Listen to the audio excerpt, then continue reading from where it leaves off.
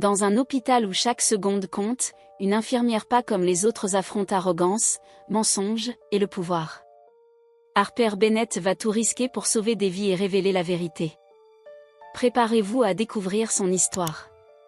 Le son d'un mouvement brusque résonna dans toute la salle d'urgence. Le docteur Preston, réputé pour son arrogance, ne se contenta pas de critiquer la nouvelle infirmière. Il tenta de l'intimider, pensant qu'elle céderait sous la pression. Mais il ignorait que la femme en blouse bleue n'était pas une infirmière ordinaire. C'était la Major Harper Bennett, vétéran décoré du 160 Régiment SAR, ayant déjà opéré dans des situations extrêmes. Le service d'urgence du Seattle Grace Memorial était un champ de bataille d'un autre genre. Au lieu d'explosions, il y avait des arrêts cardiaques, des overdoses, et le cri incessant des sirènes d'ambulance.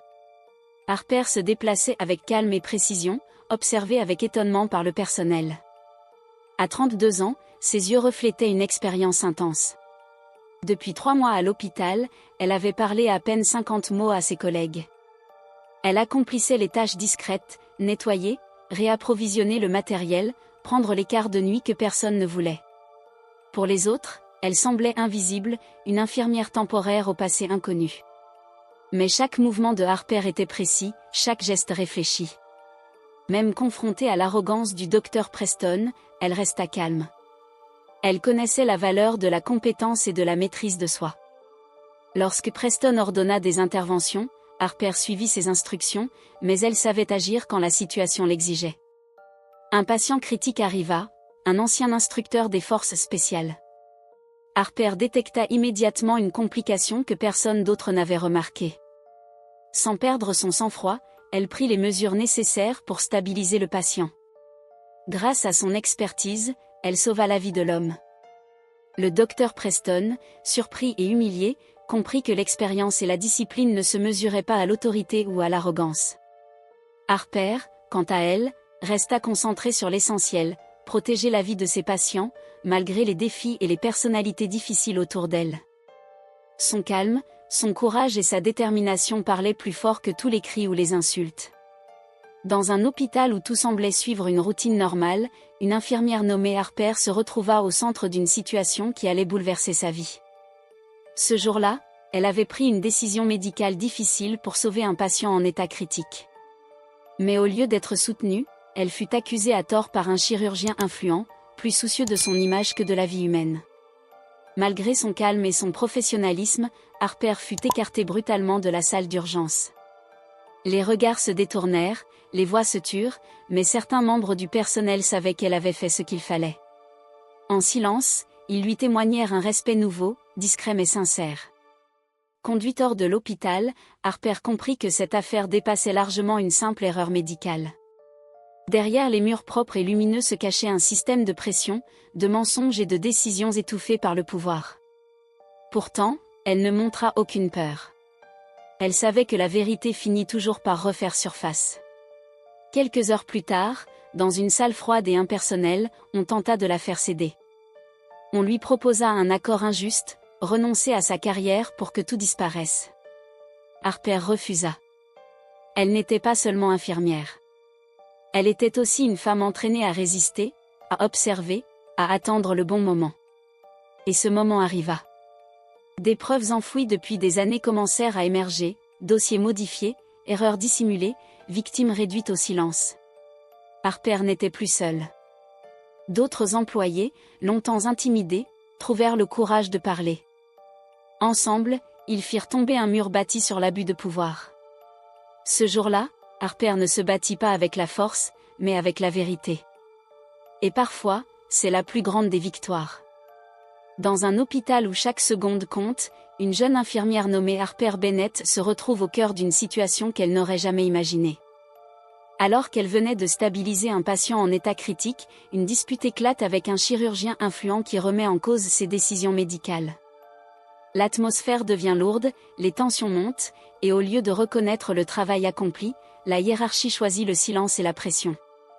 Harper est alors écartée de force, sous les regards impuissants du personnel soignant. Pourtant, ceux qui connaissent la vérité savent qu'elle a sauvé une vie.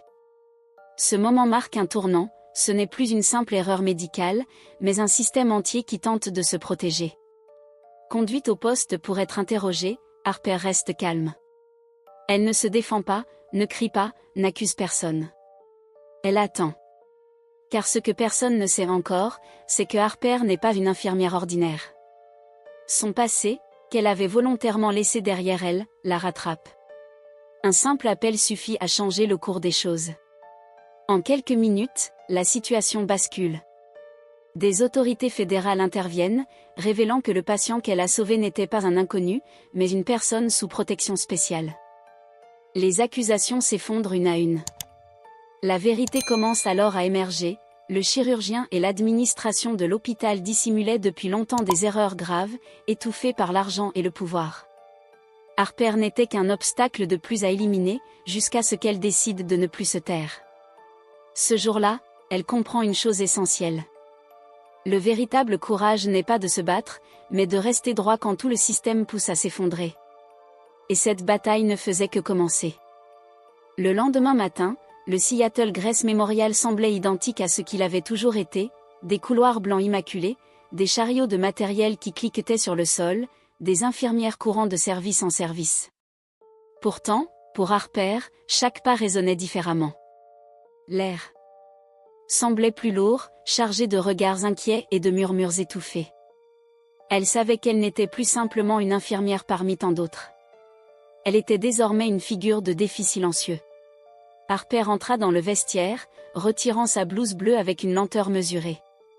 Ses pensées étaient claires, méthodiques. Elle connaissait les risques, mais elle savait également que la vérité était une arme bien plus puissante que la peur.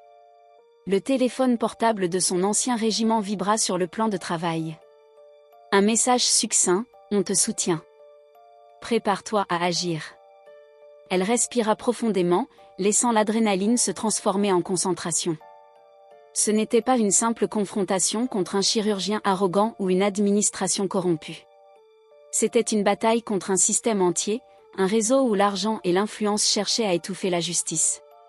Et Harper avait appris à ne jamais reculer devant un ennemi plus fort. Dans les semaines qui suivirent, Harper commença à tisser des liens avec ceux qui avaient longtemps souffert en silence. Un jeune résident, timide mais brillant, lui confia des notes sur des interventions suspectes qui avaient été manipulées. Une infirmière vétéran révéla que des dossiers médicaux avaient été falsifiés pour protéger des chirurgiens influents. Harper écoutait, prenait des notes, mémorisait les détails. Chaque conversation était une pièce d'un puzzle complexe. La plupart des collègues craignaient de parler à haute voix, les représailles étaient rapides et cruelles. Mais Harper avait le calme et l'expérience pour naviguer dans ces eaux périlleuses. Chaque geste qu'elle faisait, chaque mot qu'elle prononçait, était calculé pour ne pas éveiller les soupçons. Dans la salle d'urgence, le docteur Preston continuait de régner par l'intimidation, mais ses éclats étaient de plus en plus contenus. Harper savait exactement quand agir et quand se retirer. Une tension invisible se créait, palpable dans les couloirs, dans chaque regard échangé entre le personnel. Le simple fait qu'elle respire le même air que ces hommes et femmes puissants commençait à les déstabiliser. Le jour où Harper choisit de briser le silence arriva soudainement. Une conférence interne fut organisée par l'administration pour clarifier les protocoles après l'incident du patient en état critique. Harper entra dans la salle, calme, chaque pas résonnant comme une affirmation silencieuse. Les projecteurs semblaient mettre en évidence chaque détail de sa posture impeccable. Le chirurgien influe prit la parole, essayant de la discréditer devant l'ensemble du personnel. Mais Harper, au lieu de répondre immédiatement, projeta un dossier sur l'écran, preuves irréfutables de falsification, de manipulation, et d'erreurs cachées depuis des années. Chaque document était daté, signé, et corroboré par plusieurs témoins anonymes. Un silence de plomb s'abattit sur l'audience. Les visages changèrent. Certains employés détournèrent les yeux, d'autres échangèrent des regards inquiets. Le chirurgien tenta de reprendre le contrôle, mais Harper, avec une voix ferme mais calme, énonça les faits. Ce n'est pas une question de personnalité. C'est une question de vies humaines. Et chaque vie compromise par le silence et le mensonge est une vie que nous avons trahie. Pour la première fois, le pouvoir de l'arrogance et de l'influence se heurta à une force immobile mais irrésistible, la vérité. Harper savait que ce succès initial ne serait qu'une victoire partielle. L'administration cherchait à sauver sa réputation, les chirurgiens à protéger leur carrière, et le personnel était partagé entre loyauté et peur. Harper adopta une stratégie méthodique, documenter, sécuriser les preuves, et créer un réseau discret de collaborateurs fiables.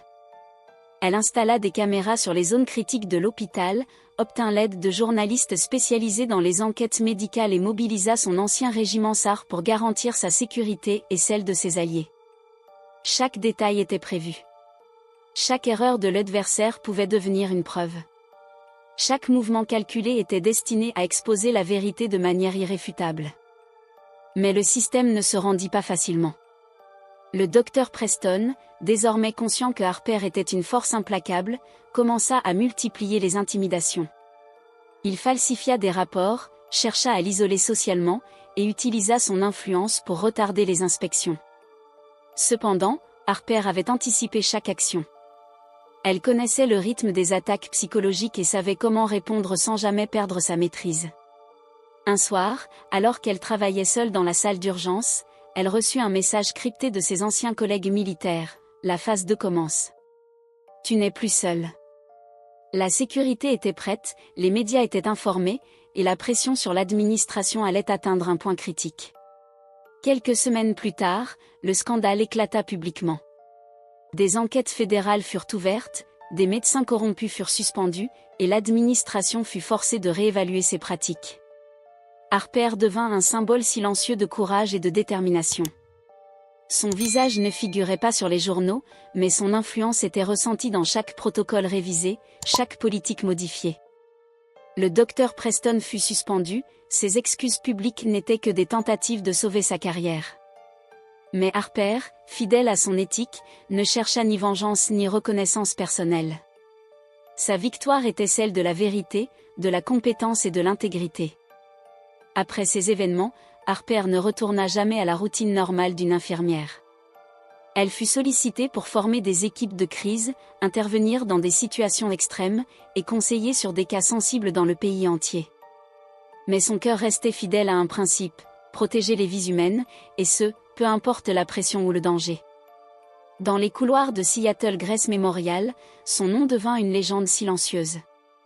Les jeunes infirmiers et médecins, qui autrefois ignoraient la présence d'une infirmière mystérieuse en blouse bleue, savaient désormais que courage et compétence pouvaient renverser même les systèmes les plus corrompus. Et Harper, fidèle à elle-même, continuait d'avancer calmement, méthodiquement, prête à intervenir là où la vie et la justice l'exigeaient. Elle avait appris que le vrai combat n'était jamais contre un individu, mais contre le silence, l'injustice et la peur. Et pour cela, elle était prête à tout affronter. Quelques mois après l'exposition publique de la corruption au Seattle Grace Memorial, Harper Bennett savait que sa bataille n'était pas terminée. L'hôpital avait changé en apparence, de nouvelles têtes dans l'administration, des protocoles renforcés, et des audits réguliers. Mais Harper, habituée à lire entre les lignes, savait que les racines du mal étaient profondes et que les apparences ne suffisent jamais à protéger la vérité. Un soir, alors qu'elle passait en revue des dossiers dans un bureau désert, Harper remarqua quelque chose qui la fit frissonner. Plusieurs dossiers médicaux avaient été déplacés, certains patients semblaient disparaître des registres, et des anomalies surgissaient dans des procédures post-opératoires. Quelqu'un essayait toujours de cacher des choses. Mais quoi exactement ? Avant qu'elle n'ait le temps de réagir, son téléphone portable vibra. Un message crypté, simple et direct. Harper, ce que tu as vu n'est que la pointe de l'iceberg. Les forces que tu affrontes dépassent le Seattle Grace. Prépare-toi. Harper sentit l'adrénaline monter. Son instinct militaire prenait le dessus. Elle savait que ce n'était pas un avertissement vide, quelqu'un la surveillait, et ce quelqu'un avait les moyens d'agir vite et discrètement. Les jours suivants, Harper entreprit une enquête discrète, utilisant à la fois ses contacts dans le corps médical et ses anciens collègues du 160 Régiment SAR. Avec eux, elle analysa des milliers de fichiers, croisa des données et suivit des pistes jusqu'aux méandres de l'administration hospitalière et même au-delà, vers des institutions gouvernementales locales. Ce qu'elle découvrit la fit frissonner, plusieurs patients en état critique n'étaient pas de simples malades. Certains faisaient partie de programmes de protection fédérale, d'autres étaient liés à des enquêtes criminelles ou à des témoins protégés. Et chaque incident qui semblait banal à première vue avait été manipulé pour servir des intérêts financiers et politiques. Des chirurgiens, des administrateurs et même des enquêteurs médicaux étaient impliqués dans un réseau complexe, destiné à contrôler et à cacher ces informations. Harper comprit que l'hôpital n'était qu'un terrain de jeu, un petit maillon dans une chaîne beaucoup plus vaste. Elle savait que si elle révélait tout trop tôt, elle serait isolée et discréditée. Mais rester passive signifiait mettre des vies en danger. Harper décida de constituer une équipe solide et fiable. Parmi eux, Ethan Carvey, le jeune résident qu'elle avait déjà repéré, expert en données médicales, discret et loyal. Lena Ortiz, infirmière vétéran, témoin des irrégularités et capable de naviguer dans les zones sensibles de l'hôpital sans éveiller les soupçons. Marcus Hawk Donovan, ancien officier du renseignement militaire, contact de Harper, capable d'analyser des communications et de surveiller les mouvements suspects. Ensemble, ils devinrent une cellule clandestine, partageant des informations par canaux cryptés et surveillant les dossiers sensibles. Chaque soir, Harper planifiait leurs mouvements avec la précision d'une opération militaire. La tension culmina un soir lorsqu'Harper et son équipe furent alertés qu'un patient sous protection spéciale avait été transféré en urgence dans une salle isolée de l'hôpital. Le chirurgien influe, en apparence calme, orchestrait un incident pour discréditer Harper et prendre le contrôle de la situation. Mais Harper anticipa le piège. Masquée par la sécurité de l'hôpital et les protocoles qu'elle avait minutieusement préparés, elle entra dans la salle blanche. Chaque geste était calculé, vérifier le patient, sécuriser les données médicales, et neutraliser toute falsification. Elle découvrit que le patient avait été victime d'une tentative de manipulation d'ordonnances médicamenteuses, un acte volontairement dangereux pour créer une crise qui aurait pu la discréditer. Avec sang-froid, Harper prit les mesures nécessaires pour stabiliser le patient et enregistra chaque détail. À ce moment, elle comprit que la lutte n'était plus seulement contre un chirurgien ou l'administration, c'était une guerre où chaque vie était utilisée comme levier. À peine Harper sortit-elle de la salle blanche que l'alerte fut donnée. L'administration, furieuse, chercha à la faire arrêter sur le champ. Mais cette fois, Harper avait anticipé ce mouvement. Ses alliés avaient sécurisé toutes les preuves et alerté les autorités compétentes. En quelques heures, les agents fédéraux envahirent l'hôpital, arrêtant ceux qui avaient orchestré les manipulations. Le scandale éclata publiquement à une échelle nationale. L'opinion publique découvrit que non seulement le Seattle Grace, mais plusieurs hôpitaux et institutions médicales locales, avaient été infiltrés par un réseau clandestin visant à dissimuler des erreurs graves et des malversations. Harper, face aux caméras, resta la même, calme, déterminée, silencieuse. Elle ne chercha pas la gloire, ni la reconnaissance, ni la publicité. Elle avait compris une chose essentielle, la véritable force réside dans la maîtrise de soi, la patience et la précision. Elle avait fait ce que personne d'autre n'osait faire, protéger la vie et révéler la vérité, même lorsque le système entier tentait de l'écraser. Mais Harper savait que ce n'était que le début. Les ramifications étaient profondes, et d'autres ennemis plus puissants attendaient dans l'ombre. Elle savait qu'elle devait rester vigilante, prête à agir à tout moment. Son passé militaire, sa discipline et son sang-froid allaient devenir ses atouts les plus précieux. Alors que le soleil se levait sur Seattle, Harper regarda les couloirs de l'hôpital, silencieuse et immobile. Chaque seconde comptait, chaque décision pouvait sauver ou perdre une vie. Et Harper Bennett, la major devenue infirmière, était prête pour ce qui allait suivre.